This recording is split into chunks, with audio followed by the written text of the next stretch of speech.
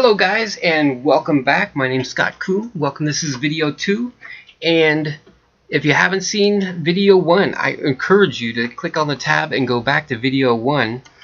This is video 2, talking about education, its history and worth for society today. This is going to be a very short survey. Last video we did talk about who boys are, the power of a dream, and choosing your battle. Okay, boys are adventurous, energy-filled, dirt-loving, action-packed, and dangerous. They want a good story that will make them laugh or feed their adventure. And they want that kind of a life. Power of a dream. When we were young, what propelled us in life is our dreams, as wild and often inappropriate as they may be. As parents, we don't like their dreams. Most of their dreams are foolish. They are. Like my son wanting to cut off his hand and insert a chainsaw. Kids just haven't realized that yet. Okay, which leads us to two choices. We can either encourage their dreams and desires, or we can crush their dreams and try to feed them our dreams instead. Now, if you haven't known the fallacy of squashing dreams, try watching the movie Dead Poet Society. There is one dad who would do anything to have a second chance. Choosing your battle. You can't win complete control over your children's lives, especially once they learn to speak. So the best we can do is be an influencer and have a few non-negotiables with which those are the battles we choose to fight and we win. Because eventually these precious children are going to walk away from us, and I surely want them to make good choices about their life. I'm not yet a dad who's had his children leave the nest, but I've talked to a few, and actually the main question I ask them are your kids making good life choices? And that'll tell me all the parenting information I need to know. There is one reason why having your child make good choices on their own is so important. Because you are the best one to judge what choices are good, to become a unique individual. Because everyone else in life has an agenda for them. The government does. Madison Avenue does. All the commercials have an agenda. And your employers have an agenda. Social and cultural hangouts, from the frat parties to, all kinds of different things going on in the world. And even our school system. Let's take a little snapshot of our children's future, okay? So we have our little boy who wants to be an adventurous and dangerous, or our little girl who wants to be desired and pursued and have perfect relationships. And they are being trained for a system that says, come to work, do your job, show up, hard work hard, listen to the boss, stick it out, be a good cog in our system, and you'll be rewarded. We're going to take care of you. And 20 years ago, that was still somewhat true. Faded out, but a mediocre worker with mediocre results could still support an above average lifestyle. But it's all a scam. A capitalist system works like this. You have an employee and you need to create more production than you pay them. If you pay an employee $100, you need to make more than $100, or there's no reason to have them the employee. So companies become efficiency experts. If a $100 employee creates $500 in production, how can we create more? As corporations have finessed and maximized this system to the point where employees are replaceable cogs, simply following the directions that with little say in their income because they're replaceable, then it requires nothing of them, and the corporation is there to finesse as much profit as possible. So let's look at Detroit. Used to be the headquarters of car manufacturing in America. Many thousands of employees followed the directions, became cogs in the factories, and they did create a middle-class lifestyle because of it. Not so today. Today, that doesn't exist because of outsourcing, cheap labor, and the efficiency production. Those businesses have reneged on the social contract, or at least we thought there was a social contract. It's not working today. Let's go back to Andrew Carnegie. He was the one who was the richest man in the world at the time. He taught the secret formulas to Napoleon Hill. He was also the biggest steel manufacturer in America.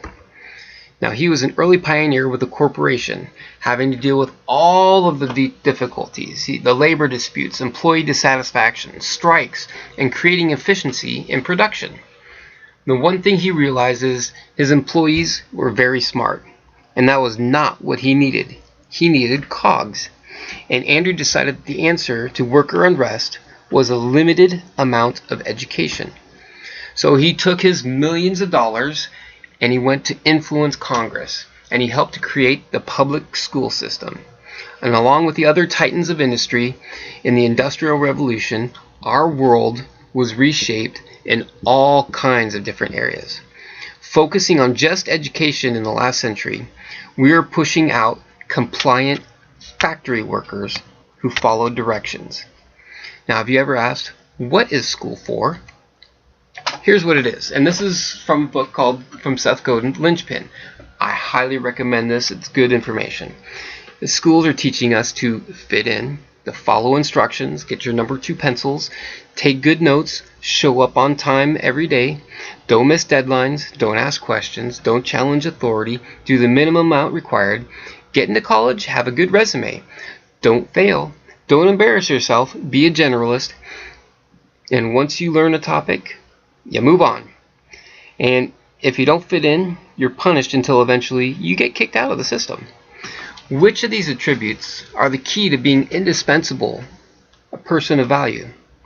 Now, are we building that sort of people in our society needs? Now, I have a wonderful sister, and she and I have often butted heads on the merits of education, and she has devoted her life to it.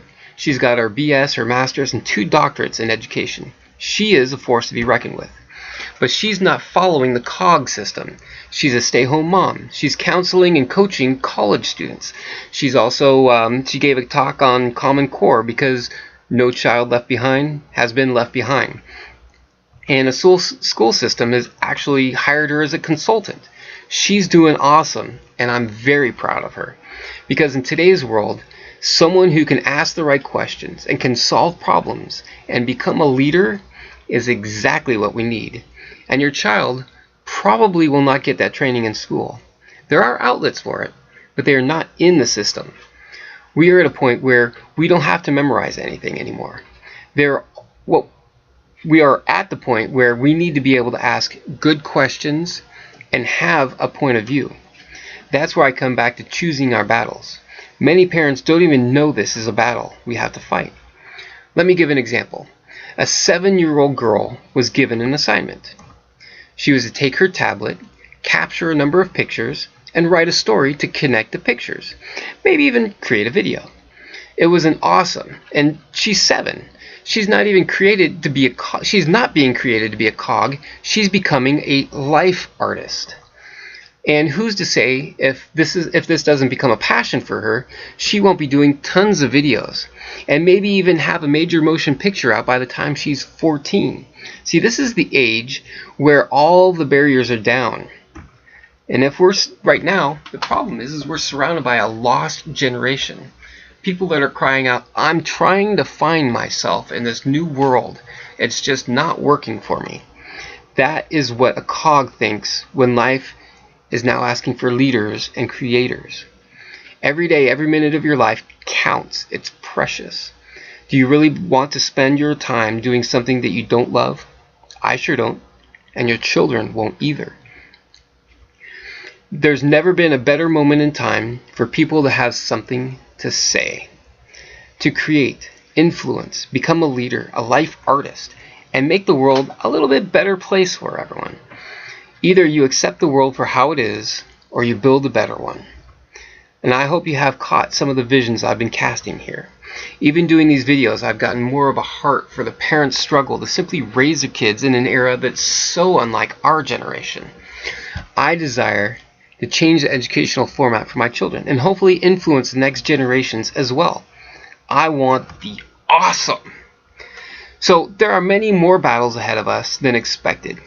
I want to help you to pick the right ones, encourage dreams, follow the desires of the heart. And I sure hope you don't think I'm downing education at all. I'm a lover of it.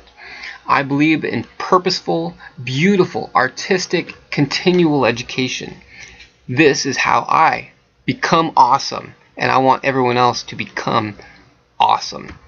Tomorrow, I will be sharing some visions for the future, and I'll show you where I am headed with all of this. So, I'm hoping you will be a part of something beautiful with me. Thank you, thank you, thank you, and blessings to you.